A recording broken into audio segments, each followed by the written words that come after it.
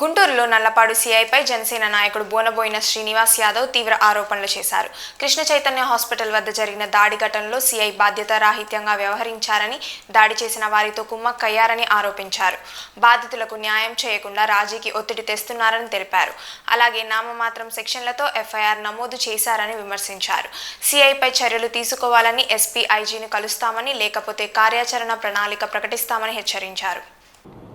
ఒక జనసేన పార్టీకి సంబంధించినటువంటి ఒక డాక్టర్ గారు, అంటే జనసేన పార్టీకి ఆయన ఎవరైతే పేదలు వైద్యం కొరకు వెళ్తారో ఉచితంగా వైద్యం చేస్తూ ఉంటాడు.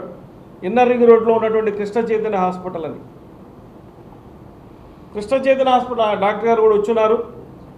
సరే, ప్రెస్ మీట్ ఉంది కదా, మీరు కూడా ఉండమని చెప్పాను ఆయనకి.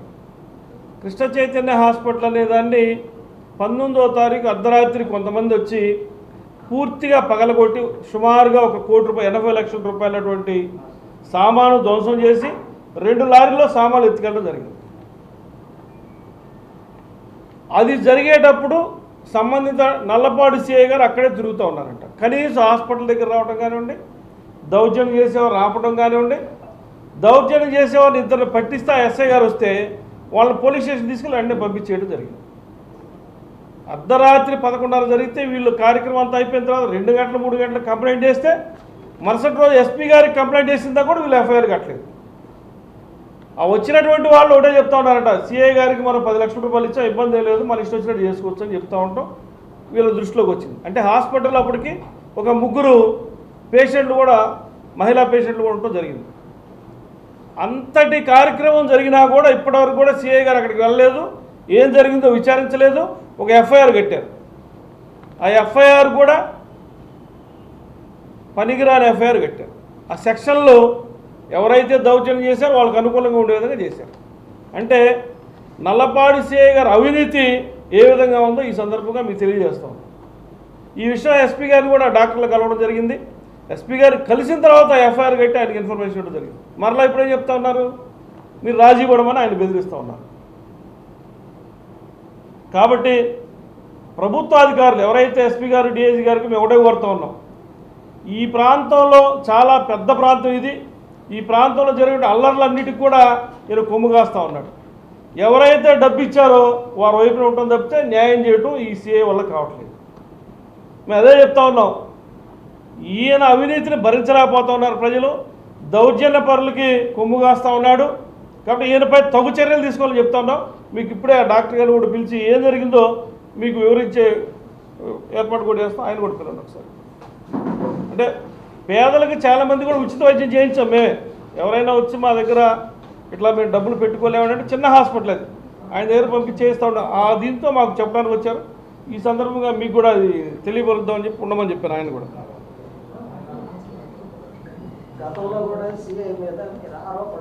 నేను ఆరోపణ చేసింది ఆ రోజు ఆయన డ్యూటీ సరిగా చేయలేదు. నేను ఆ రోజు అవినీతి ఆరోపణ చేయలే. ఆయన ఏంటంటే సరైనటువంటి డ్యూటీ సక్రమంగా ఆ రోజు టైంకి చేస్తే ఆ ఇష్యూ లేదు. తర్వాత ఎంత పెద్ద ఇష్యూ అయింది అది. డాక్టర్ ఒకసారి ఏం జరిగిందో చెప్పండి. ఇట్లాంటి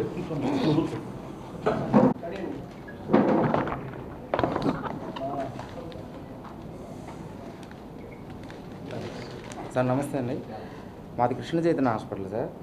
19వ తారీఖు నైట్ 11:20 తర్వాత 11:20 వరకు నేను హాస్పిటల్లో ఉన్నానండి. 11:20కి నేను వెళ్ళిపోయిన తర్వాత 11:23 నుంచి 11:25 లోపు ఒక 30 నుంచి 40 మంది మాస్కులు వేసుకొని హాస్పిటల్కి వచ్చి హాస్పిటల్ అంతా మా స్టాఫ్ అందరు మొబైల్స్ తీసుకొని వాళ్ళకి అంతా వాళ్ళ రూమ్లో బంధించి హాస్పిటల్ అంతా బ్రేక్ చేశారండి. మా పేషెంట్స్ ఉంటే పైన ఒక 3 వాళ్ళందరినీ కిందకి దించేశారు.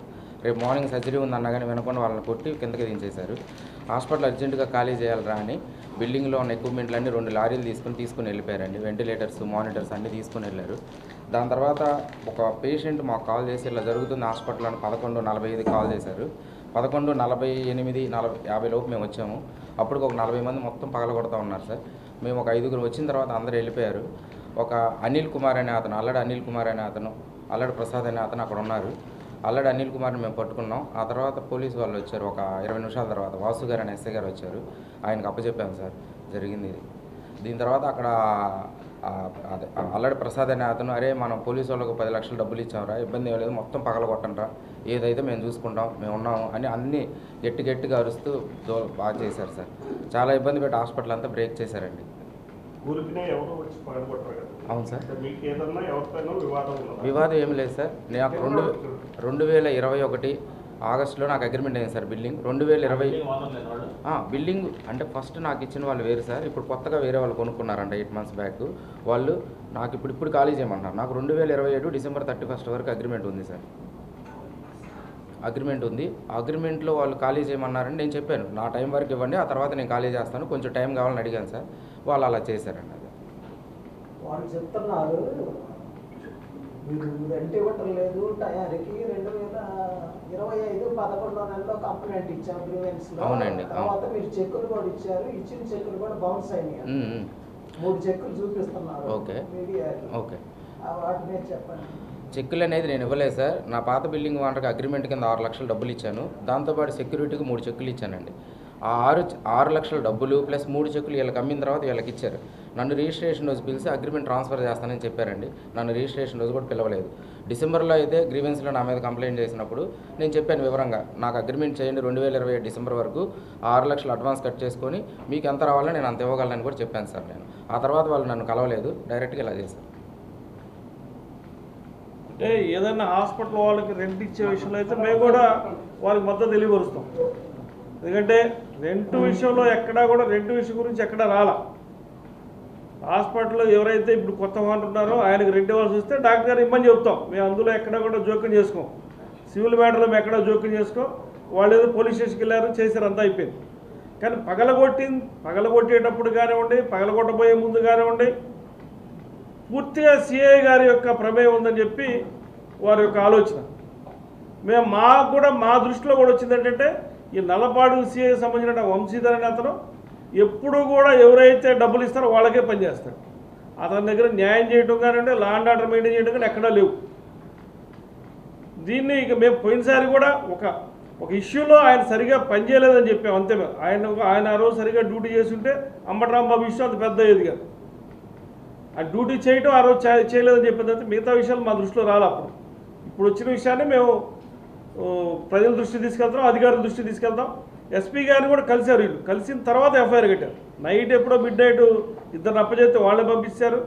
ఎస్పీ గారిని కలిసిన తర్వాత ఎఫ్ఐఆర్ కట్ట ఎవరో సబ్ ఇన్స్పెక్టర్ ఎవరో వాసు అంట, ఆయన వచ్చి చూసేయడం, ఎఫ్ఐఆర్ కట్టడం, ఒక ఎఫ్ఐఆర్ పంపించడం, నిన్న వచ్చేదో ఎంక్వైరీ చేసి వెళ్ళాయంట. అంటే జరిగినటువంటి వాతావరణంలో కేసు వివరాలు వేరు, ఆయన కట్టినటువంటి సెక్షన్లు కూడా వేరు. అది కూడా చూసాం మేము, మా లాయర్ గారు కూడా చూశారు. సెక్షన్లు కూడా సరైనటువంటి సెక్షన్లు వేయట్లా. మరి ఎందుకు జరుగుతూ ఉన్నది, ఆయన మరి ఎందుకు చేస్తూ ఉన్నాడు? అక్కడ చాలా పెద్ద స్టేషన్ అది. కేవలం డబ్బు సంపాదించుకోవడానికి ఉన్నట్టుంది ఆ ఎస్సీఐ ఇక్కడ. ఇదే తప్పితే ఎవరికి కూడా న్యాయం చేసినట్లేవు. ఇంకేమంటే బెదిరింపులు చేస్తున్నట్టు కూడా ఈ మధ్య చెప్తా ఉన్నారు కొంతమంది. ఏది నేను మొన్న అంబటరాంబాబు విషయంలో మాట్లాడిన తర్వాత సిఐ గురించి కొన్ని మా దృష్టికి వచ్చినాయి. అది ఆ విషయాన్ని ఈరోజు ఎస్పీ గారికి కూడా డిఐజీ గారికి కూడా డాక్టర్ గారిని తీసుకెళ్ళి కలుపుతాం. లేదు వాళ్ళకి ఏదైనా రావాలంటే డాక్టర్ గారితో మేమే ఆ కమిట్మెంట్ ఇప్పిస్తాం. మేము సివిల్ సెటిల్మెంట్ చేయడానికి ఏం లేవు. నిజంగా న్యాయంగా జరగాల్సింది ఏదంటే న్యాయంగా జరిగేటట్టు కూడా మేము మాట్లాడగలుగుతాం. వారి వర్షం ఏంటంటే అద్దె కూడా ఇవ్వకుండా రాత్రి సామాన్లన్నీ లారీలో తరలించకపోతే మేము అడ్డుకున్నాము, మా మీద దాడి చేశారు వాళ్ళు చెప్తున్నారు.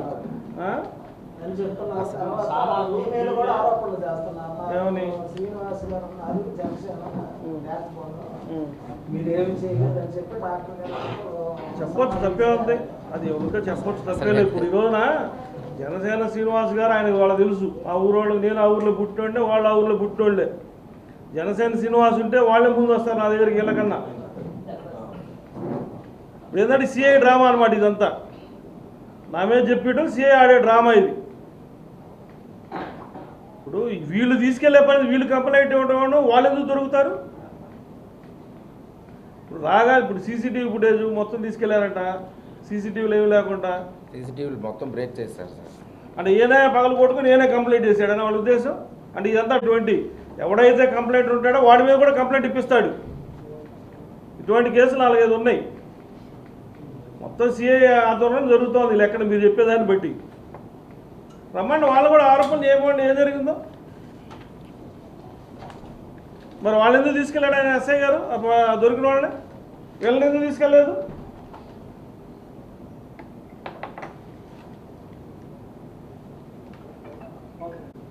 మేమేం చెబుతున్నామంటే ఏదైనా ఉంటే మాట్లాడుకోవాలి. హాస్పిటల్ అది పగలగొట్టాలు, పేషెంట్లు భయభ్రాంతులు చేయడాలు ఇవన్నీ కరెక్ట్ కాదు కదా. అద్దెలు రావాల్సి వస్తే తీసుకోవాలండి, అద్దెలు కూర్చోబెట్టి మాట్లాడుకోమండి. అదే పోలీస్ స్టేషన్ ఆయన పంచాయతీ చేయడం అలవాటేగా ఆయన్ని ఇప్పించమనండి. ఆ పంచాయతీ పోలీస్ స్టేషనే కదా, నెలపాడు పోలీస్ స్టేషన్.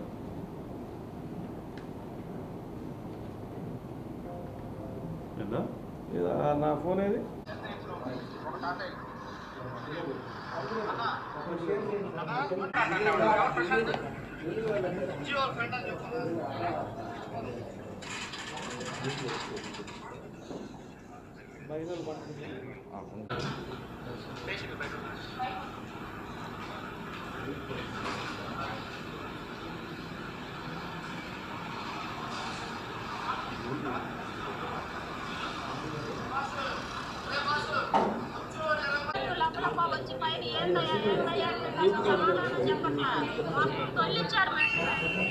ఎకరాలు కొట్టారు అసలు మొత్తం 2 లారీలు తీసుకుపోయారు.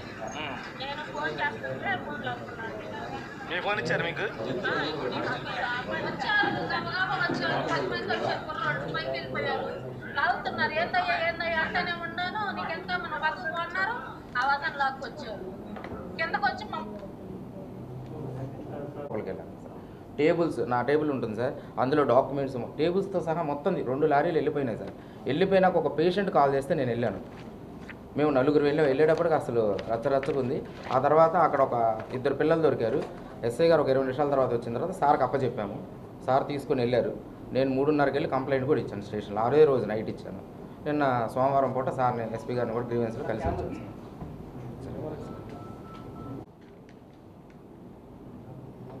మాట్లాడింది మా ప్రధాన కార్యదర్శి గారు మాట్లాడింది, కానీ ఎవరైతే బాధితులు ఉన్నాడో కృష్ణ చైతన్య హాస్పిటల్కి సంబంధించి శ్రీనివాసరావు గారిని మాట్లాడింది చూసాం.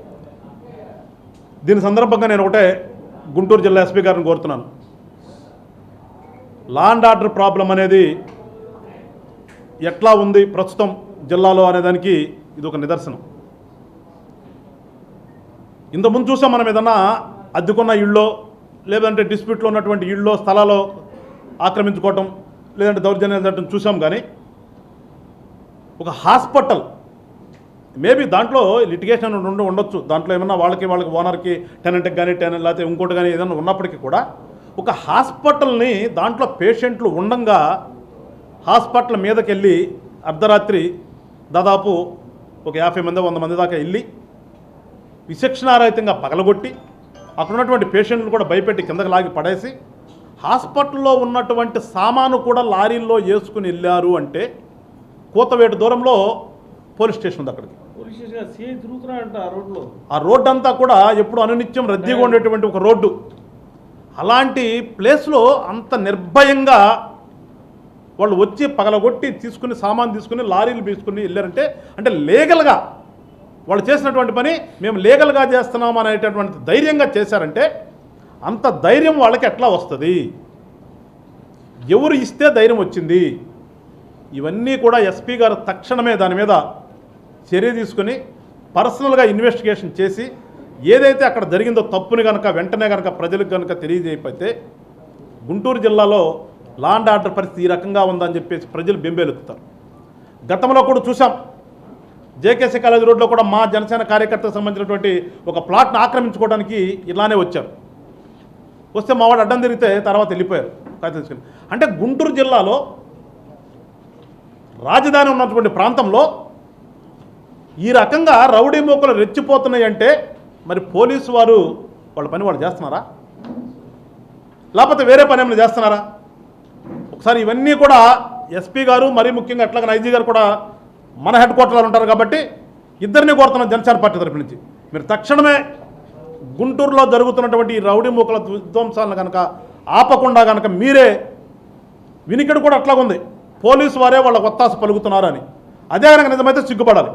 ఎవరు సిగ్గుపడాలో ఒకసారి ఆలోచించుకుని తక్షణమే దానికి అనుగుణంగా చర్యలు తీసుకోవాలని చెప్పేసి జనసేన పార్టీ తరఫు నుంచి కోరుతున్నాను. లేని పక్షంలో ఖచ్చితంగా బాధితులతో కలిసి మేము రోడ్డు మీదకి రావాల్సిన పరిస్థితి వస్తుంది. అంతదాకా రాకుండానే పోలీసు వారు వీటి మీద తక్షణమే ఇన్వెస్టిగేషన్ చేసి దానికి సంబంధించినటువంటి దోషులు ఎవరో పట్టుకుని కఠినంగా శిక్షించి ప్రజలకు భరోసా కల్పించవలసినటువంటి ఆవశ్యకత ఉంది కనుక వెంటనే ప్రజలకి ధైర్యం ఇచ్చే విధంగా పోలీసు వారు ప్రవర్తించాలని చెప్పేసి జనసేన పార్టీ నుంచి కోరుతున్నాను. ఓకేనా? Thank you.